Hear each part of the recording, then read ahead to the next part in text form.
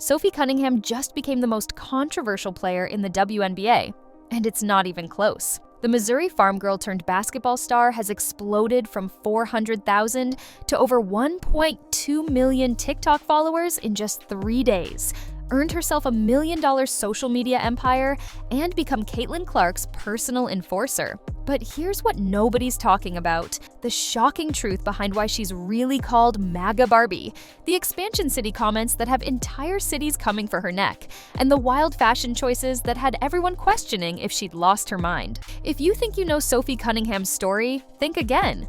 What we're about to reveal will change everything you thought you knew about the WNBA's most polarizing player. And before we dive into the explosive details, make sure to hit that subscribe button because what you're about to hear might just break the internet. Sophie Elizabeth Cunningham's journey started on August 16, 1996 in Columbia, Missouri. But this wasn't your typical suburban upbringing. Growing up on a working farm, Sophie and her sister Lindsay spent their days doing hard labor, riding horses bareback, and developing a toughness that would later terrify opponents on the court. Her parents, Jim and Paula Cunningham, were both college athletes who passed down more than just good genes. They passed down a killer instinct. But here's where it gets interesting. Sophie earned a black belt in Taekwondo at just 6 years old. 6 years old. This wasn't just some kid doing after-school activities. This was a future enforcer in training, and nobody saw it coming. The family dynamics ran deeper than anyone realized. Sophie and Lindsay weren't just sisters. They were best friends who shared matching 3-wave tattoos symbolizing family, faith, and unity. They even planned their entire lives around playing basketball together at Missouri. But what the public didn't know was the pressure cooker environment they grew up in. With grandparents, Mama and Pawpaw attending every single game, and a great-grandmother cheering from the stands, failure wasn't an option. This wasn't just family support. This was an empire built on athletic excellence, and Sophie was groomed from birth to be its crown jewel. At Rockbridge High School, Sophie didn't just dominate, she obliterated the competition. She scored 1,983 points, led her team to a 102-18 record, and when the football team's kicker got injured in 2014, guess who stepped in to kick extra points? That's right, Sophie Cunningham. She was named the 2014 Gatorade Missouri Player of the Year and became a McDonald's All-American.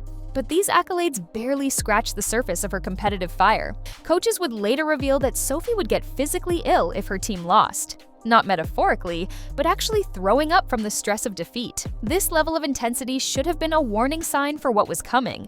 Her college career at Missouri rewrote history books. Starting all 129 games, she became the school's all-time leading scorer with 2,187 points. Shot a nation-leading 54.2% from the field her junior year, and led Missouri to 4 straight NCAA tournaments after years of drought. She was Missouri's first ever AP All-American, earning third-team honors in 2019. But behind the stats was a player who teammates described as borderline psychotic in her competitiveness. One former teammate, who asked to remain anonymous, said Sophie would practice until her hands bled, then tape them up and keep going. This wasn't dedication, this was obsession. The Phoenix Mercury drafted her 13th overall in 2019, and while her rookie season was quiet, averaging just 3.1 points per game, something was brewing beneath the surface. By 2022, she'd exploded to average 12.6 points per game and established herself as one of the deadliest shooters in the league. During this time, she also played in Australia's WNBL, where she earned the nickname Spicy Sophie for her aggressive play and trash talking. Australian players reportedly complained about her intensity, with one saying she played like every game was life or death. Mercury management loved it. Opponents? Not so much. Then came January 2020. The trade that changed everything. In a blockbuster 14-team deal, Sophie was sent to the Indiana Fever to join forces with Caitlin Clark. Fever GM Amber Cox called her a player we have targeted for a while and one of the best shooters in our league. But sources close to the situation revealed this trade was about more than basketball. The Fever wanted an enforcer, someone who would protect their franchise player at all costs. They got exactly what they paid for. June 17, 2025, the date that launched 1,000 memes and gained Sophie nearly 1 million followers overnight. During a heated game against the Connecticut Sun, after J.C. Sheldon raked Caitlin Clark across the face and Marina Mabrey shoved Clark in the back, Sophie had seen enough. With 46 seconds left and the game already decided, she delivered a flagrant foul on Sheldon that started an all-out brawl. The fines, $400 for the flagrant, plus an undisclosed amount for the fight. The result? Sophie became the enforcer, gaining 100,000 TikTok followers in 3 days and 244,000 on Instagram. Marketing experts valued this follower explosion at over $1 million. Pat McAfee called her a protector, fans dubbed her Clark's bodyguard, and suddenly Sophie Cunningham was the second most famous player in the WNBA. But here's where the story takes a dark turn. WNBA fans started digging into Sophie's social media history and found something that sent shockwaves through the league. In the weeks before the 2024 election, Sophie had shared a video from Donald Trump Jr.'s Instagram, a compilation taking shots at Kamala Harris for doing podcasts while hurricanes hit the country.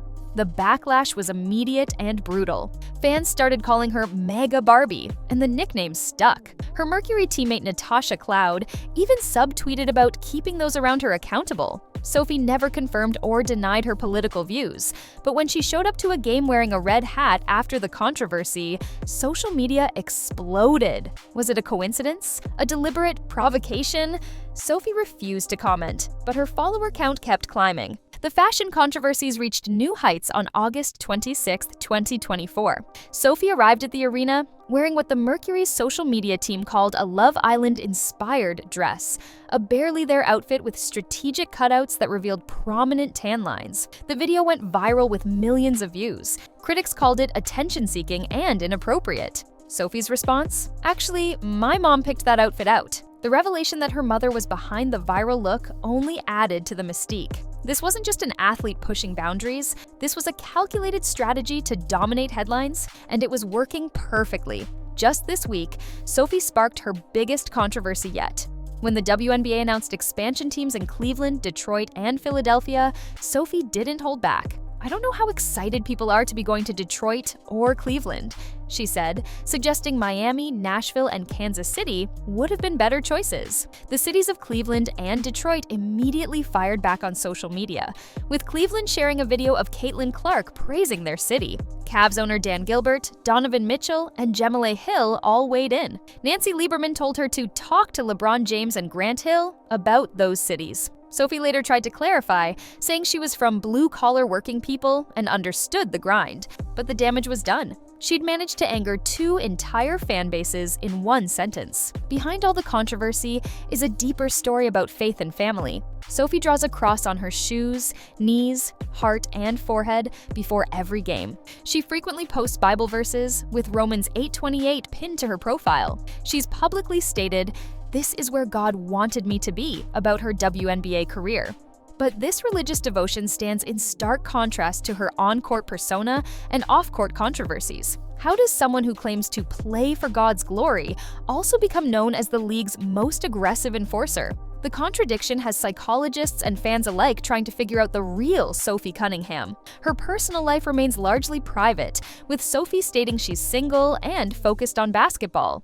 But insiders suggest there's more to the story. Her estimated $1.5 million net worth, built from WNBA salaries, endorsement deals with Adidas and Quest Nutrition, and her broadcasting work with the Phoenix Suns, has made her one of the league's most financially successful players. She's gone from a $100,000 contract to becoming a $1 million brand in less than a month. Marketing experts predict she could earn up to $10 million in endorsements over the next year if she maintains this trajectory. The Commissioner's Cup victory on July 1st, where the Fever crushed the Lynx 74-59, should have been a celebration.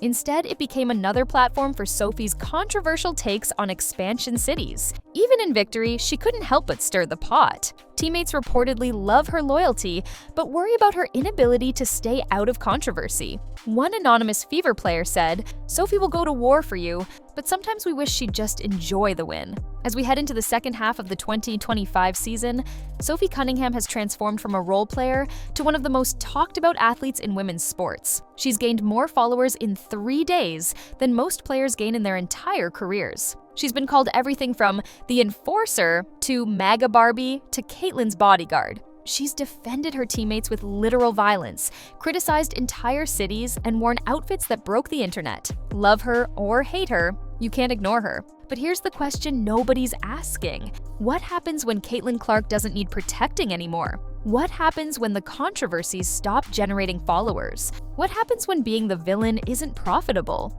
Sophie Cunningham has built an empire on controversy, but empires built on controversy have a tendency to crumble. Will she evolve into a leader, or will she flame out as quickly as she rose? Only time will tell. But one thing's for certain, the WNBA will never be the same after Sophie Cunningham. If you made it this far, hit that like button and subscribe, because this story is far from over, and you won't want to miss what happens next.